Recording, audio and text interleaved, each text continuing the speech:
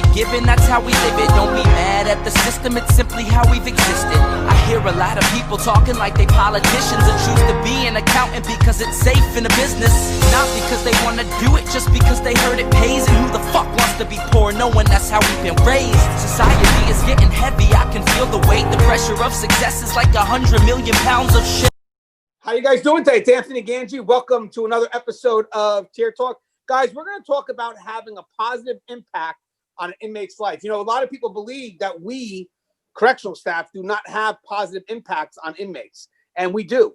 Every day, our interactions can literally give an inmate a level of expectation, something for them to shoot for that they may never had before. And it's actually forced interactions, which we'll talk about when we come back from our sponsors. But we're also going to share a story about maybe a time when we felt that we also had a positive impact on an inmate's life. And guys, we've kind of touched on this before, and it was great to see that in the comments that other people also had stories to share. Now, these are stories that most would never know about because they think that in our profession, we're just Neanderthals. So it's great to see that, you know, here we are, correctional staff professionals, you know, not just doing our job about safety and security, but whenever we can, we're being that role model and creating a good example for the inmates to live by. Because believe it or not, guys, there are inmates that are in the distance that do respect who we are and may see you as that role model, however they connect to you.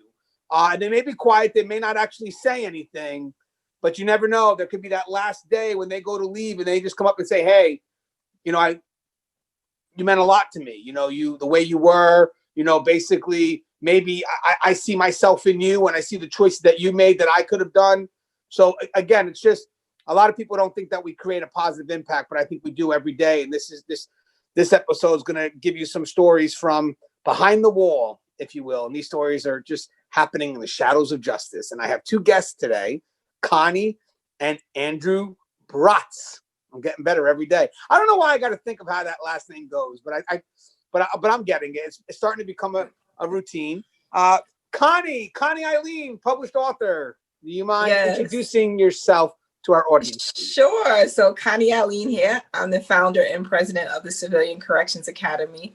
I'm also the podcast host for The Fly Behind the Wall and the author of The Cage Was Her Cocoon. So I'm very excited to talk about this, only because we do hear a lot of the negative stuff and we never really get the highlights of how we are all trying to do things to have a positive impact on the inmates. So I look forward to it. By the way, Connie, it was a great suggestion that you thought. I think this is something that we can definitely have some fun discussing because it's also personal. And sometimes we need to get personal. So thank you for the suggestion, by the way. I appreciate it. And obviously, I think people know who made the suggestion, too. No, I'm kidding. Hey, Andy, do you mind introducing yourself to our audience? Yeah. Hey, everybody. Andy Abney-Brotz, jail administrator from Indiana. I'm glad to be back on the show. Glad to be a part of Tier Talk and talk about this topic. I think it's very beneficial.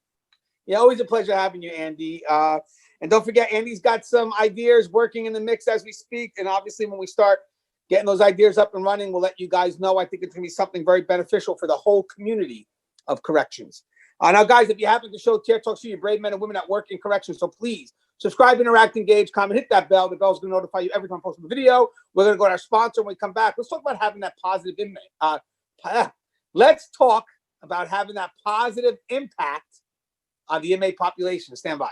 I wanted to attend a university that had an intelligence program. I wanted to look at problems different. I wanted to increase my critical thinking abilities. AMU offered those avenues to expand. Obtaining your degree as an adult, you're actually paying yourself and investing in yourself. You can't put a dollar on it. It's priceless. It's something that can never be taken away from you. American Military University. Learn from the leader.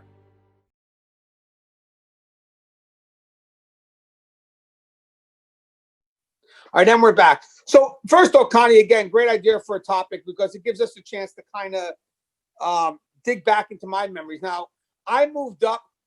I'm on the administrative level, so kind of most of my impact is really with the people I oversee, like the department heads or my front line. I really like to be a role model for them because I think that some of them may want to be in this position one day. So I want to kind of be someone that they respect, and hopefully I do good enough for them to model off of. But I do remember being an officer working at the female facility, that I did what I could to motivate the right behavior. Because one thing is, it made it easier for me.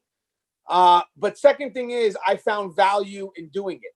A lot of the interactions that we have are kind of forced interactions. I mean, these aren't individuals that I would automatically, if we were out on the streets, these are people I would just walk by, because again, I may not find an initial connection to them. But working in the prison system, you have to interact with them, and how you interact can either have value that they, obviously take, or it could just be aggression with aggression. And at the end, you're not solving anything in the long run. You may think you get something off in the moment, but in the long run, you're not doing anything that is long lasting. And again, I think that was the key for my interactions, Connie. I think the key for my interactions was, I don't want to have to go through this again. So what can I say that will go past this moment here? I mean, yes, I could do the use of force if needed. And, I can, automatically go to 0 to 100 if I have to exert my authority, but is that going to go past the moment? Or can I have some type of dialogue that builds value, or some level of expectation in which the inmate can strive for if they're willing to? So, I mean, Connie, how were your interactions like for the most part with the population? I mean, I guess when I first started, I was just in a helping role. So I was hands-on helping inmates transition from facility to back home. And so I found that was just very rewarding when you have that opportunity to have, like, kind of see that aha moment. Like, sometimes it's not our intention to become a mentor or a role model to the population, but they see us in a certain way. And I remember at this point, I had just started my master's program. And of course, as inmates do, they were sitting outside my door and overheard me talking to my coworker. And, the guy never said anything to me about it. But like, close to the time that he was ready to transition, he was like, something, Miss Alleyne, I just want to tell you, I heard about you going back to school, and you never know what's happening here. You already got a good job. I don't know why you're going back to school. And I'm thinking to myself, where's this conversation going? And then he was like, I decided that I was going to go and finish my GED, because here it is, you out here working and going to school, and I'm doing nothing. I'm like sitting in here doing nothing. And so I may as well go to school. And I was like, wow, it's like all these little incidentals that we think is like nothing, but we have a way that I think we do influence the population. And many times it's for the good. I mean, the reason why I suggested this show is because we always see the negativity on Front Street. And I don't think we ever see how, we do, I don't want to say care, but we do have an interest in making a positive impact or influencing them to do things that are more productive, especially while they're locked up. Yeah, and I think it's definitely, as you said, it's the words coming out of your mouth, but also the behavior that you're committing to. Like, I mean, not only, are you, giving out good advice, but then they also see that you're going through it, you're studying, you're learning. And sometimes, guys, believe it or not, inmates are going to see it. You could be doing something to better your life. Maybe you're studying, to get a master's like Connie is. Maybe the inmates see it. I mean, they're not a fool. I mean, you could try to hide it, but for the most part, they see it. But maybe that's a good thing for them to see.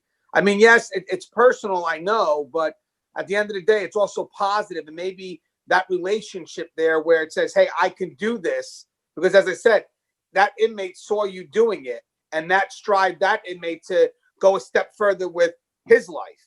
So I actually think that does have its benefits. What's your thoughts on being a mentor, Andy? I'm taking a look at the other perspective from Connie. I entered into corrections as an entry-level corrections officer, being an authoritative figure, and, helping people as well. But we were there to enforce the rules, make sure the community was safe, make sure the jail was safe. And as I progressed up through the ranks, that remained the same. But once I got into an administrative role, we started to take a look at what type of programs can we introduce to the inmates that would help them for reentry, trying to get them to help themselves, help their families. A lot of times inmates are in bad rapport with their family. Their kids' relationship is not there anymore. So we took a look at programming, and we found a program that was introduced by a local leader called Thinking for a Change. I'd never heard of it before. I decided to give it a shot. So our inaugural class was female inmates, and decided to give it a shot with the female population. And I put a particular female inmate in there that was my worst problem in the jail. I had never put anybody on administrative segregation as much as I did this one female, and she was fairly out of control. So I decided to give her a shot, talk to the instructor. The instructor knew who she was just from association in the community. And it was about a 12-week class. And when the class was over, we had a graduation for the class, had pizza, had cake, whatever. And the first person to thank me for putting them in that class was that one female inmate that I had all the problems with. And honestly, she became a model inmate the rest of the time she was there. And I've never seen her since, which to me is a good sign. I took that as a success. And that's been probably 6 years ago. So yes, we are there to help, but we're also still there to be that authority figure. But we want to make sure that they're ready for reentry, so they can be a contributing citizen in our society. And you say thinking for a change. It's T for C. Correct. That's it. Yeah, I'm very familiar with the program. We have it up by us as well. T for C is what we call it's a cognitive program. It helps alleviate impulsive behavior and try to get people to slow it down, and definitely very beneficial. Now, the reason why it was good, actually, again, kind to also address the issue, is a lot of people think that we don't care, even on the front line, which people don't realize that we technically do, because we want to have easy days. So when the inmates are doing stuff that's productive, it gives them a level of value in which they don't want to lose the things that they've earned because they've worked hard to get it. So a lot of the custody that I know of, that I dealt with, have done their best to keep the positive behavior going, because again, it's beneficial in the long run. And I think for me, was a level of expectation. I shared this story before, but I'll share it again. The prison culture is very different.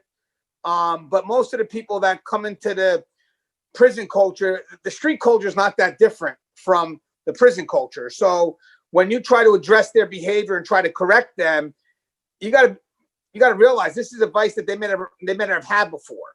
This is the first time that maybe someone had some level of investment in their better interest. Now, whatever my motivation would be, maybe I just want a smooth day.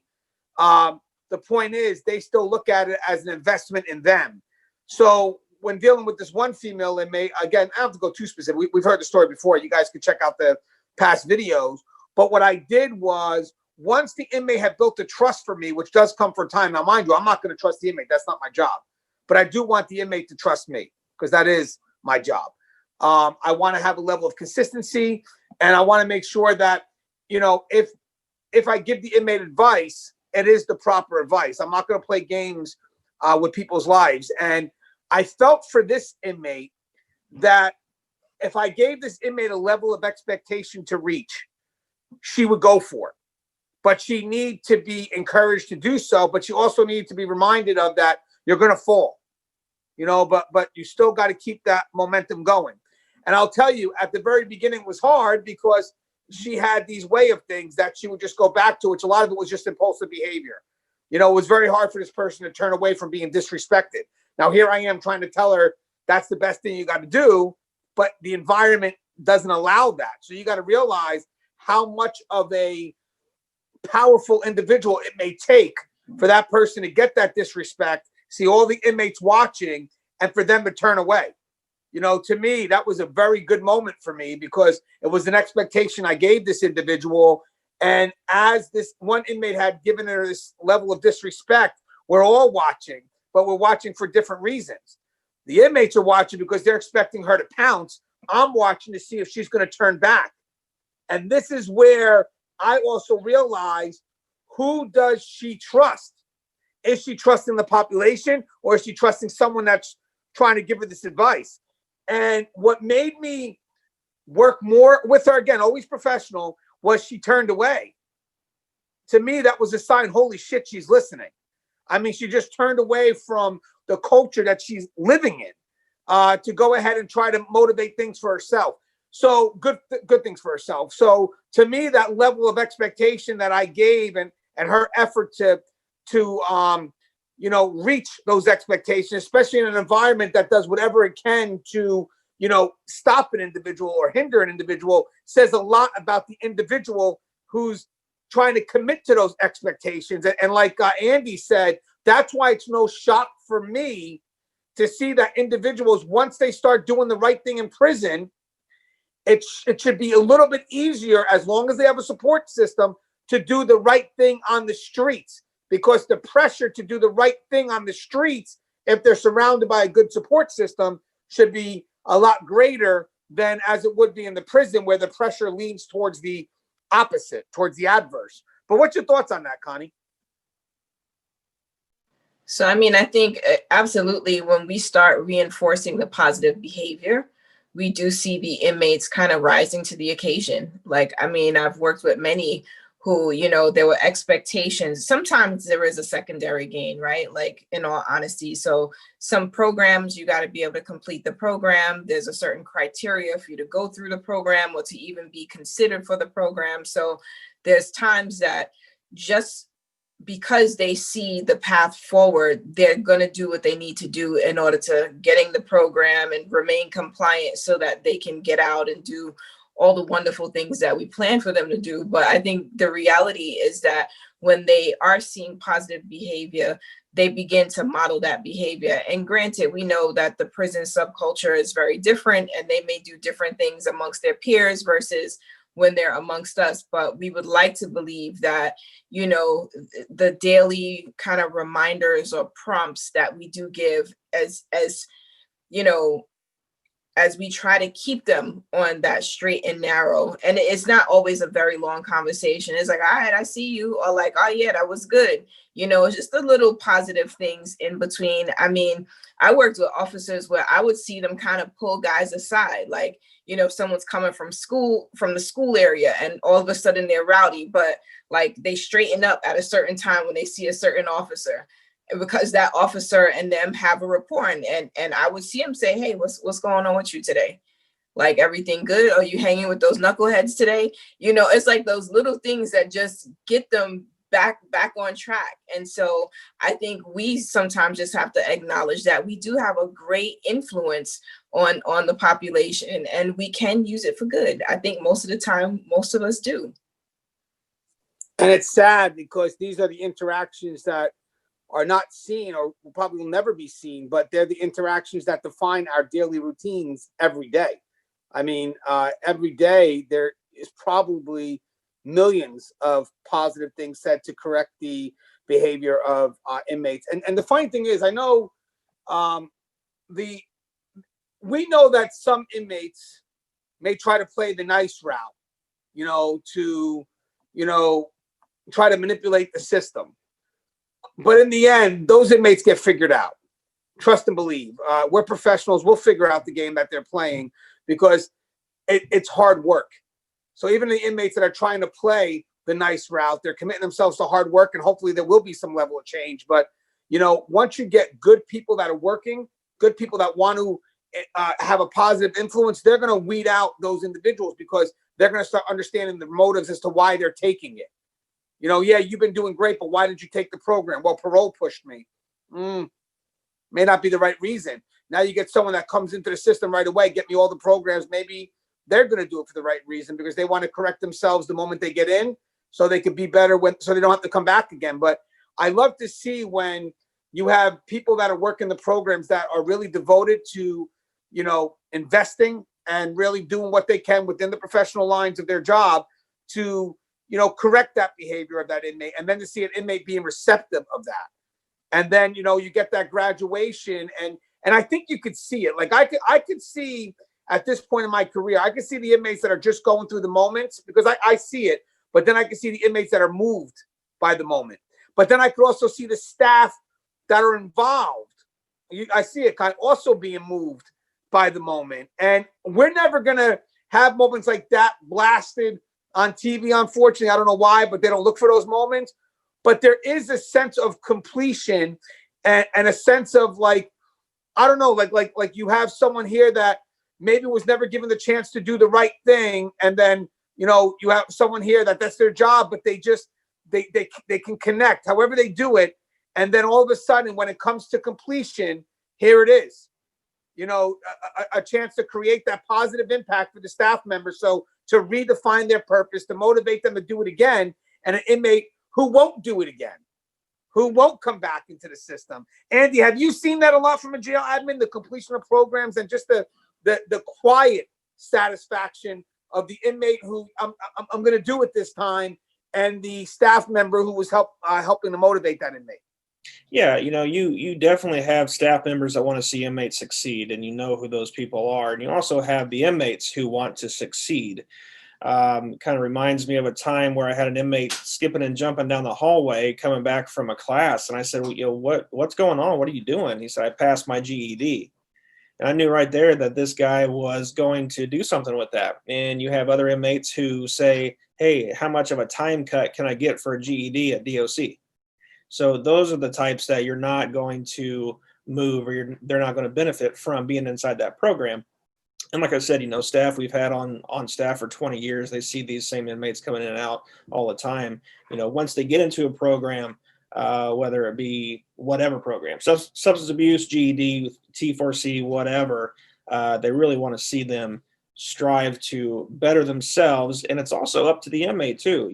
We give them the tools, the program facilitators give them the tools to succeed, but it's up to them once they get out to then change their culture, change their behaviors on the outside as well. So it's, we give them the tools, the staff give them the tools to succeed, but they need to make it happen.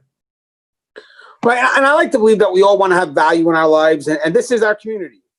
It is what it is. This is the community we're meant to oversee. This is the community that we're interacting with. So we want to have those positive interactions with the inmate population, because again, it does make the day easier.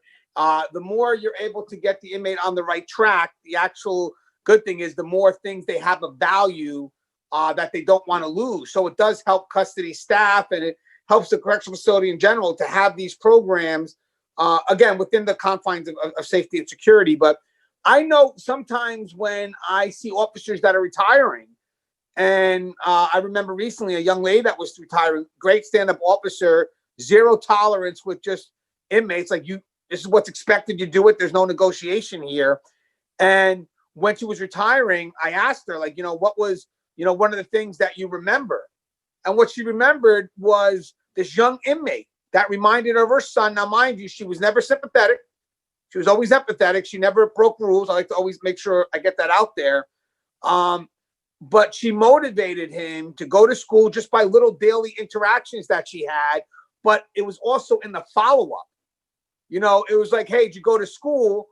But then I'll see him the next day. And she was like, she'd see him the next day and she was like, hey, how'd you do on that test?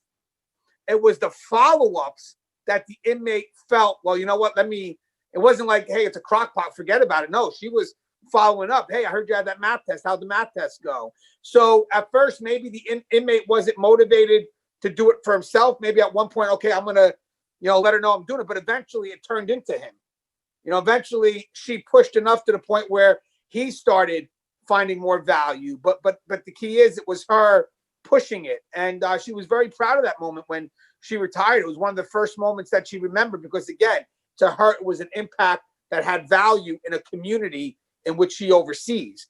Connie, what's your thoughts now? Because I see you scratching, and I know you got something to say. So what I was thinking was, like, that's where, like, the rubber meets the road, right? Like, so I think when we acknowledge that we are really in a place of power and influence, it is when we say, oh, by the way, I spoke to Principal so-and-so the other day, and she mentioned X, Y, or Z.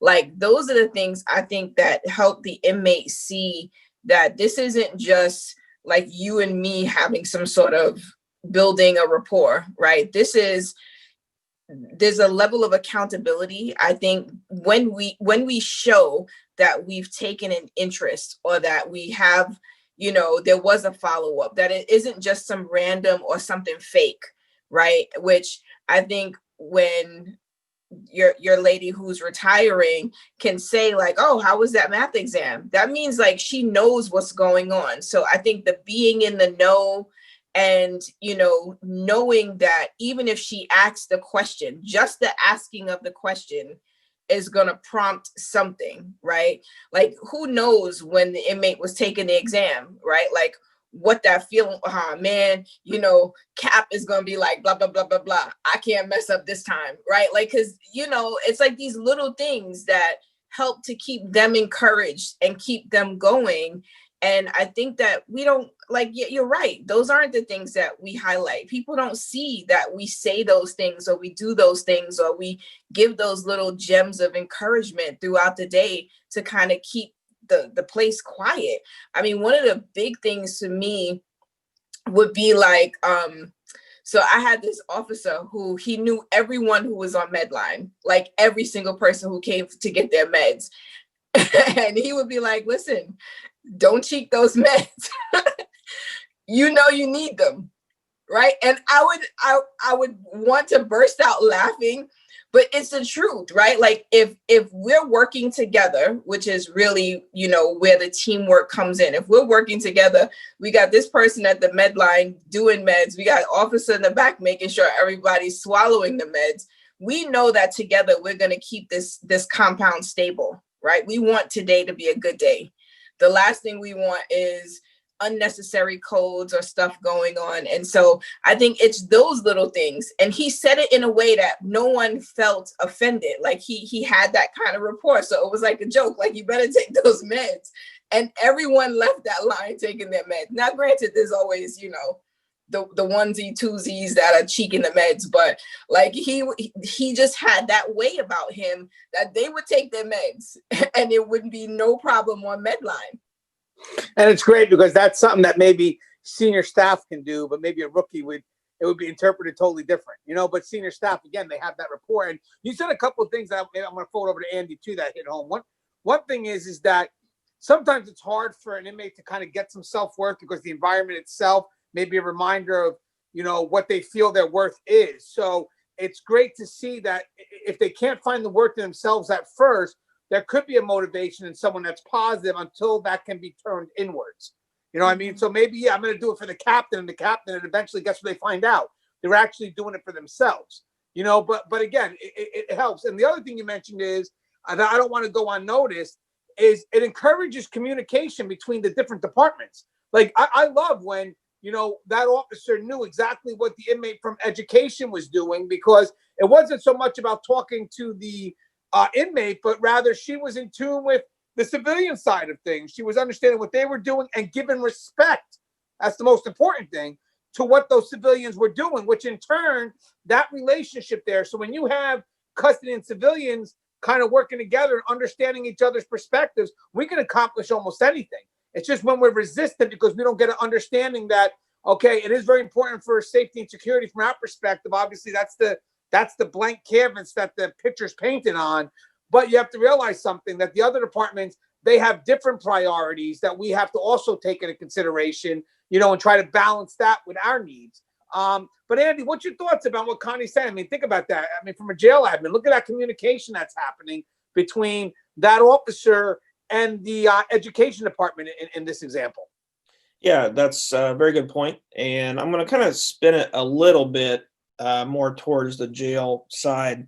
And when you talk about, you know, inmates don't want to let staff members down, especially most staff members, you know, they've been knowing us for years. And not going to say we have favorites, but we kind of build a rapport with them a little bit as far as, you know, wanting them to succeed. We want to see them get better. And I think, you know, say for instance, as an example, you have an inmate porter or an inmate worker who's been doing that for 6 months and gets out time served release. And then a month later, they, you know, drinking and they come back to jail. You know, the ones that were saying, you know, hey, you're doing a good job.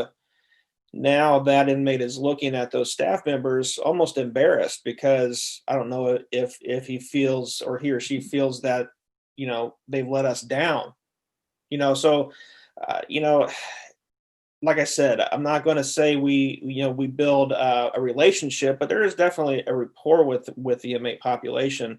And, kind of jokingly, you tell the inmate, I don't want to see you back in here again. And they say, I'm going to do better. But when they come back and they see you for that first time, it's, they have their head down. They're very disappointed in themselves, and they don't want you to be disappointed in them. And so we just have to kind of reiterate to them, you make mistakes, you build, get in the programming, take care of it, and do better when you get out next time. Yeah. And you know what, guys, I think some of them, especially when it comes to like thinking for a change courses like that, they may get the wrong idea of behavior that is acceptable, because in their culture, maybe it's acceptable to go to jail. And then finally, when they do get their degree, we may be the first people to show support to that. When, in their life, that's a sellout. You should be on the streets, you should be doing these things. So some of it is, as much as we want to say that, wow, it's expected of them to know these things, it may not be as simple as we think. And I learned that as I actually moved up, but I also learned that through the interactions where you think that this is so simple that you need these things. And then an inmate finally said, Gangi, in your world, it works. But in my world, I'm looking to survive. So survival is these things. And plus, I'm not thinking about living till I'm 25. I'm thinking about going hard until I'm 21. You know what I mean? And then, because again, the life expectancy, how they value their lives. And it's like, well, why aren't you thinking about having a family? And she goes, because that's not in the cards for me. Well, why would you think that? And that's where you get these professionals that really attack the foundation of what these inmates expect of themselves. But then, of course, the reality of what could be if you just open up your mind to something bigger and better than the situations that you're in, because most of their mindset is really based on the limited information from the environments that they're in. You know what I mean? Where they're surrounded by people that aren't successful. Now, mind you, when they come into the prison system, they could see, and again, Connie, young Black female, I worked at a female facility, so I'm just trying to relate here. And they could see like, whoa, how did that happen? She's from our neighborhood. She's doing this. How the hell she, and then I'm sure the interactions at the beginning were like, how'd you do it? You cheat? Did you do this? And then when Connie says, no, motherfucker, it's hard work. And then when they start seeing, oh, she's going to say motherfucker. Because wait, maybe not. But I'm sorry, I got carried away in the role. You know what I mean? I was badass Connie for a second. But what I was saying was, I promise you I have a point, and I'll let you maybe word it differently. But the thing is, but then it's not just about you saying it, but they're going to see it.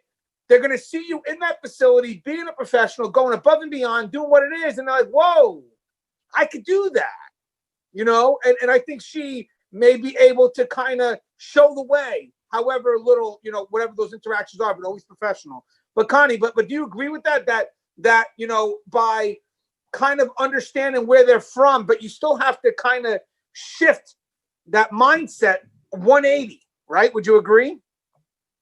Yeah, I mean, you gotta be realistic, right? So, I mean, you said that, and I think you said that because you read that in my book, So I went to a group where I was sitting in. I was the administrator. I was just kind of sitting in on one of my staff's groups because I wanted to observe the clinical process and how she engaged with the population. And so it was like 5 Black women.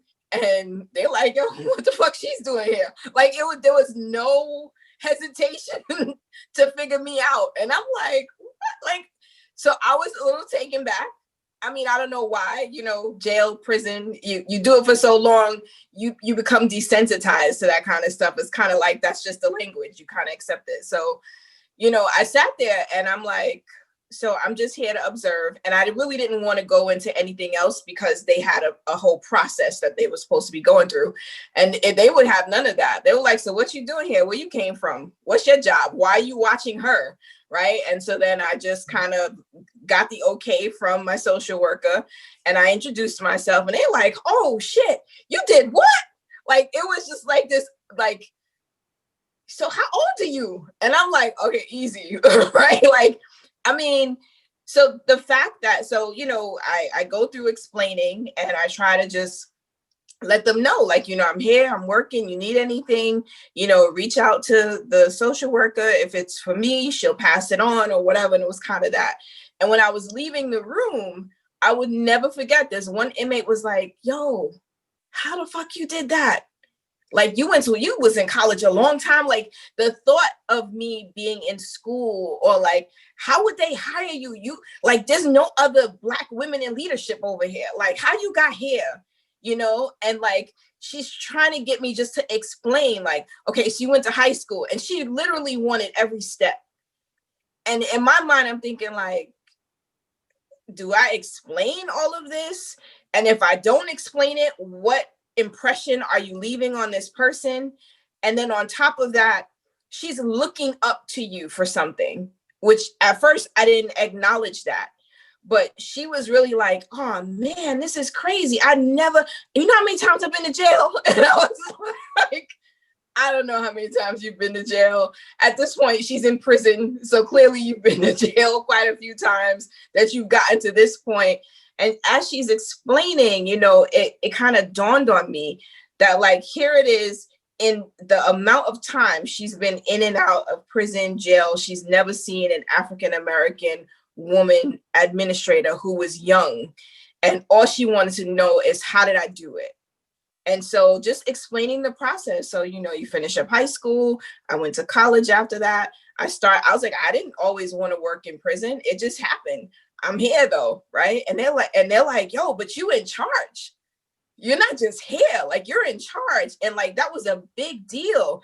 And I think we minimize like our impact, and we minimize the fact that maybe there's something that people see in us that we're kind of just taking for granted, because this is just who we are, right? This is just what we do.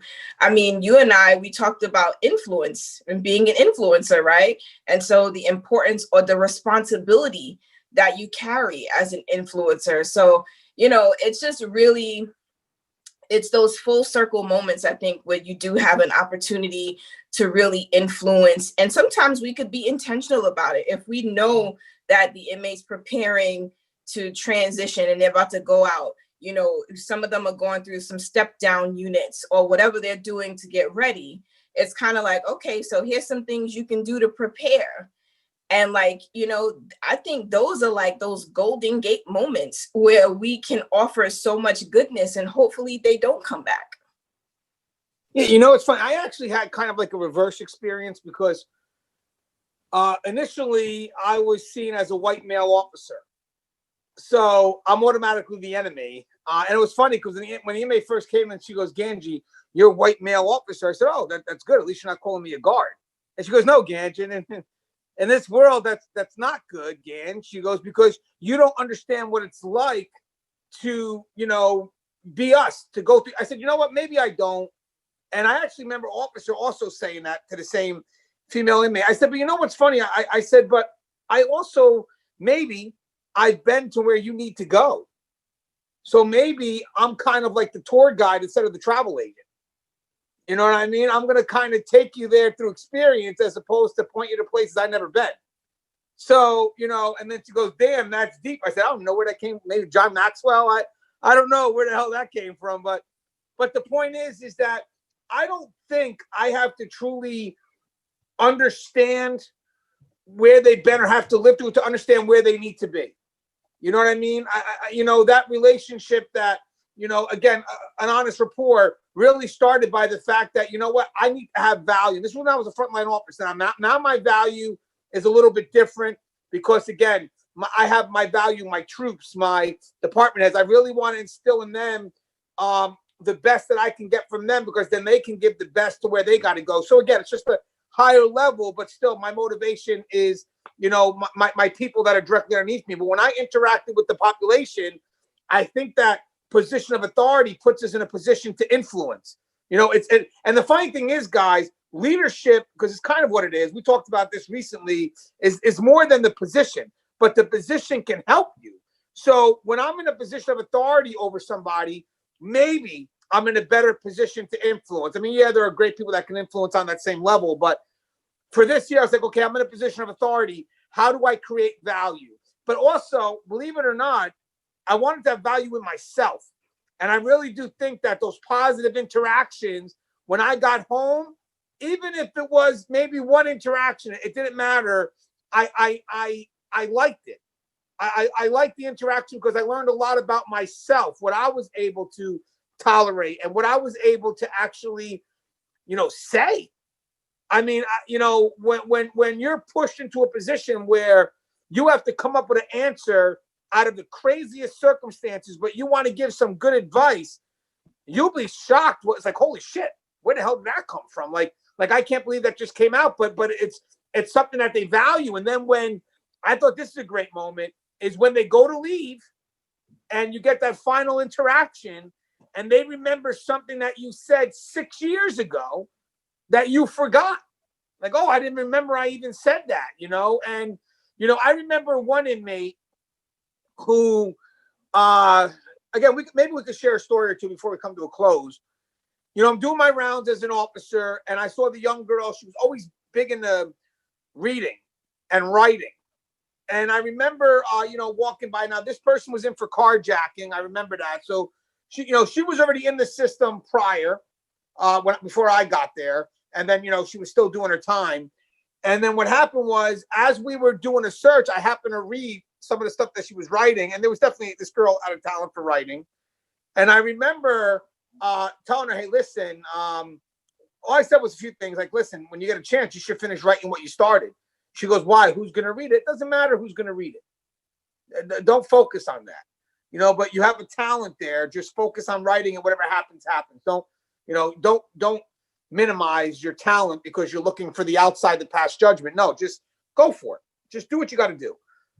So once in a while, she would come back and show me little things that she wrote. And I believe now she's actually, she may be a published author now. So one of the things about this is that she remembers me motivating her to write. But I remember saying something where she may have been one of the inmates that said, Gangi, there's like, I'm a little resistant to taking advice from someone who's, on the other side of the coin. I said, the other side of the coin is still the same coin. We fall together. What I mean by that is as humans, at the end of the day, it doesn't matter what color, it doesn't matter. We're all in it together. You fall, it's just a way to show people that you have value. But at the end of the day is don't think, which I've never told in my life. They don't need to know what my history is. But at the end of the day is don't automatically assume you think I had an easy life because I'm white. And I won't automatically assume that you had a rough life because you're black. Let's just keep things fair and let's just see the potential from where we're at now. That's all that matters. I think you're a writer, regardless of what your history is or what you've done, you have a talent to write. And I'm telling you that now so that can motivate you for tomorrow. But it was, again, a positive interaction. I think that when I lean back on my 25 years, I'm going to look on the influence I had on my staff. Of course, that's always going to be a priority. But I'm also going to look back and know that this profession gave me a chance to interact with multiple lives from all over the spectrum, if you will, and a chance to create positivity in a world that's just surrounded by the negative. But I'm not the only one doing it. And that's why it's good kind of have this topic, because we do it every day. But the public, they don't care about that because it's not newsworthy. Hey, Andy, you have a story that maybe you want to share before we come to a close? Yeah, and I just want to add too that, I'm not going to say all, but majority of inmates, their lives on the outside aren't that great. So when they come to jail, maybe they're looking for some sort of reprieve from what they're used to. But in my interactions with the inmate population, especially if I have to enter into a unit and address a situation, I've got an inmate, coming up yelling. One of the things I like to do is just say, hey, I'm not yelling at you, so don't yell at me. And that really kind of shifts their mindset like, oh, okay, this guy's a professional. He knows how to talk to people. And I really preach that, not just with my staff, but with correctional staff throughout everywhere, is we can still be authoritative and enforce the rules, but be professional to the inmates. And it really gives people a different reaction. Just a story, several stories, if you will. If I have to go into have people are enforcing or aren't following the rules, I'll set all the inmates down. I'll bring them all down to the day room and I'll say, hey, just let's go ahead and have a conversation. And I tell them, look, number one, I could not do what you guys are doing right now. And they kind of look at me weird. And I said, I couldn't be locked up 24/7 with other people. I just couldn't do it. And you wouldn't believe the shift in their attitude. They're like, oh, okay, well, okay, this guy is being empathetic to us. He kind of knows, what we're all about. And I like to start that conversation off just by telling them, look, I couldn't do it. I have respect for you guys, but hey, let's take care of the business. We have rules to enforce. You guys know that. And a lot of times it ends with, it's just, we were upset about something. So, be professional and still enforce those rules, but we can be pros while we do it. Yeah, I think that's well said, Andy. And again, it's the balance. I think when people will look at one incident in the news and they generalize it out, and that becomes the definition of who we are and what we represent. But in my opinion, having worked in this profession for 18 years, you for 18, I believe, right? Or 18. Connie had 18, almost 2 decades in. I think that we should have more value in what we say right now on this show, as opposed to someone from the news who's only taking a clip and then swears to God that they could take that clip and generalize all the people that work in this profession, the hardworking custody, the civilian staff, just everybody doing what they can above and beyond to make sure that every interaction they have is positive. Now, sometimes it's hard. Sometimes you have inmates that don't want to change, but having said that, we still get staff that stay motivated. They still, do what they can to focus on those that do want to change, and they're making differences every day. So again, for the staff that's watching us right now, I know from the Tier Talk community, and hopefully the people that watch this on the other end, that we appreciate you. Custody, we couldn't have these if it wasn't, for the safety and security that you provide, that opens up the door for rehabilitation.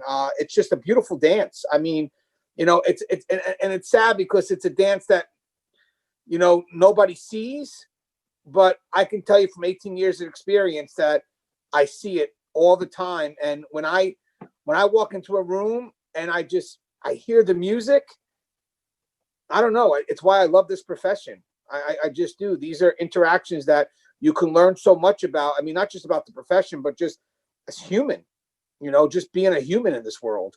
But Connie, do you have anything you'd like to say in closing, Connie, our author? I would just like to say that we never really know when, an inmate is at the point of realization, like, I'm done doing this, right? Like, that self-actualization is very real. I no longer want this for my life. And so at that point where you're engaging in a conversation that you might not think is not worthy, or it doesn't matter, it does. Right. And so I think for us to just be mindful of the things we say and what we pour into the population, because many of them, as Andy referenced, they're not coming from anything really nice outside. And so to know that they're inside getting a positive word or two that could shift their mindset is everything. So, we do have the ability to influence, and I thank all of those who are out there already doing it.